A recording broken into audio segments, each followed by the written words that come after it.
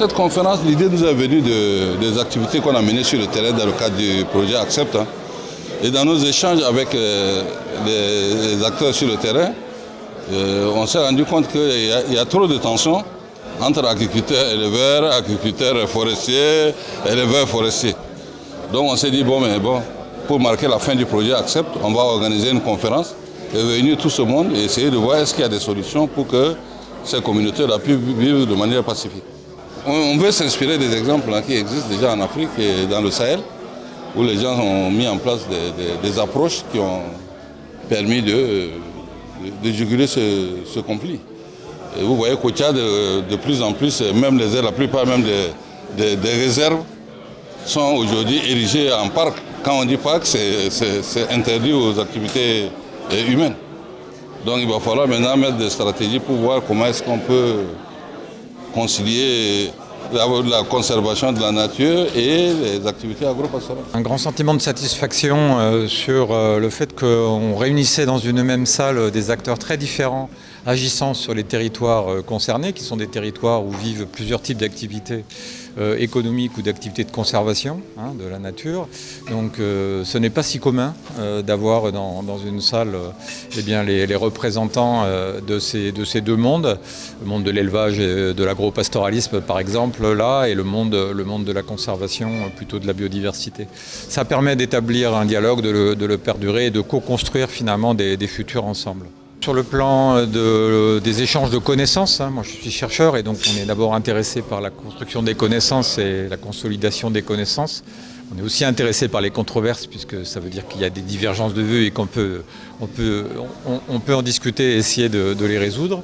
Le deuxième point, c'est que je trouve qu'il y a une belle synergie entre la vision, on va dire, politique et institutionnelle, des grandes institutions qui étaient présentes aussi, le partenariat pour les forêts du bassin du Congo par exemple, bien sûr qui s'intéresse beaucoup de forêts mais qui commence à s'intéresser aux questions de transhumance aux marges de ce grand territoire, des institutions bien sûr aussi financières, des bailleurs de fonds, etc.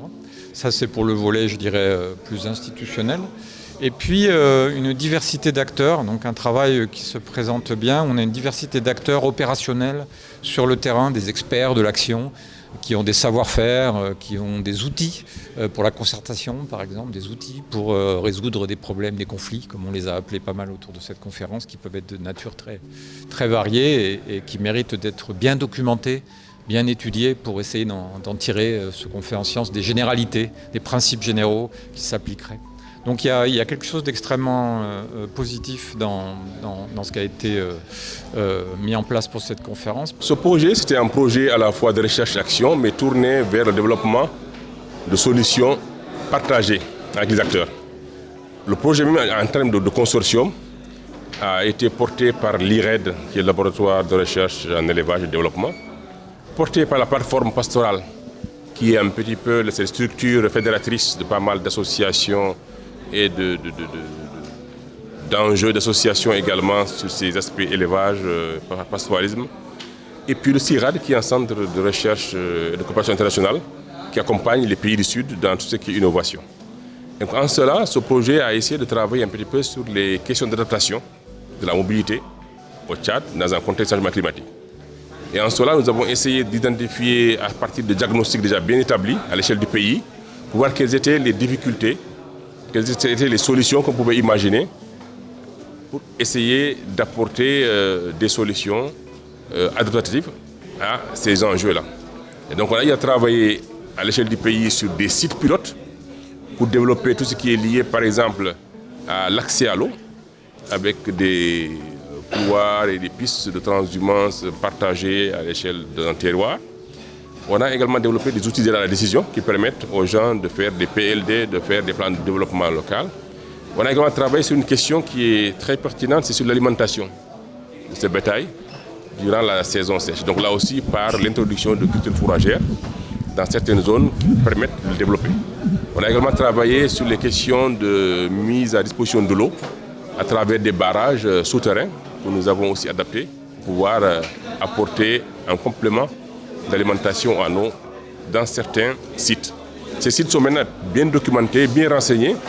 Ce qu'on espère aujourd'hui, c'est aussi de voir comment est-ce que cela peut être mis à l'échelle, comment cela peut être pérennisé.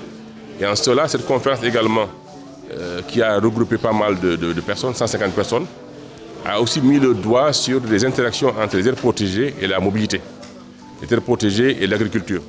Et ce projet, il est un peu à l'interface également. Donc c'est tout cela qu'on a présenté ces derniers jours-là avec des expériences croisées et qu'on va essayer maintenant de porter au-delà de l'action en plaidoyer pour à la fois la reconnaissance et la cohabitation pacifique entre ces systèmes de production pour le bien-être, bien sûr, de nos pays et de leur développement.